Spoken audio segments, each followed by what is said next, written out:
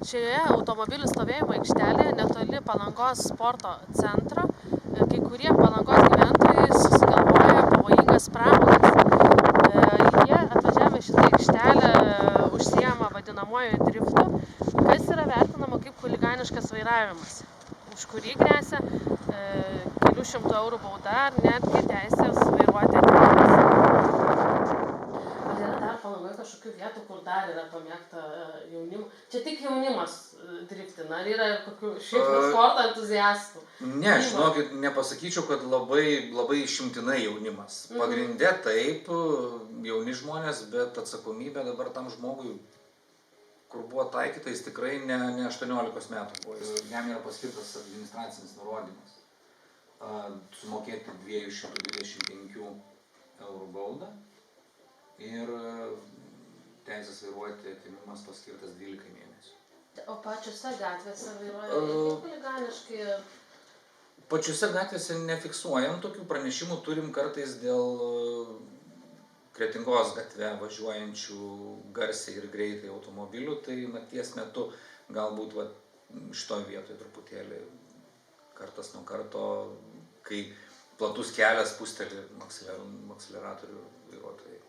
O šiaip žiemos metu su kokiais iššūkiais policijai tenka dorotis ir būtent kelyje irgi eisme?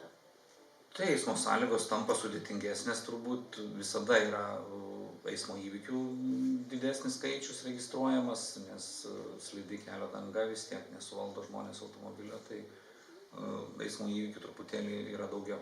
Ir dažniausiai konfliktinių, nesusitarė abi šalys? Nemanau, kad kažkaip tai tokių labai konfliktų nėra. Jeigu yra aiški situacija, tai tas konfliktas nekyla. Vakar skaičiau, kad veidrodėlis dėl per siauro kelio sukliudė vienas kitą, tai turbūt ir kaltės nenustatysi, kuris kaltas labai sudėtingai, tai pripažįstam kaip abipusę kaltę tokiu atveju. Tai kai susiaurėja gatvės, tai reikia žmonėm būti didesniem, kad žiūrėti veidrodėlius, kad prasilenktų, kad tilptų.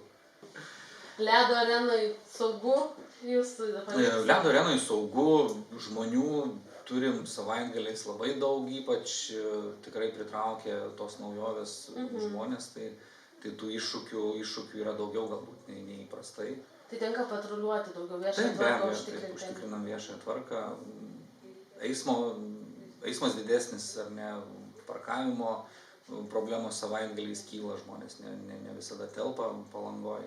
Žiemą vis tiek žmonės atvažiuoja ramesni, su tikslu pasivaikščioti, praleisti su šeimom laiką, vasarą atvažiuoja pasilinksminti. Iš tikrųjų turime tų kamerų nemažai Palangoj. Kiek turit? Šiuo metu veikiančias 38 turim kameras. Čia visą mieste Palangos? Taip, ir Palangoj, ir Šventoj.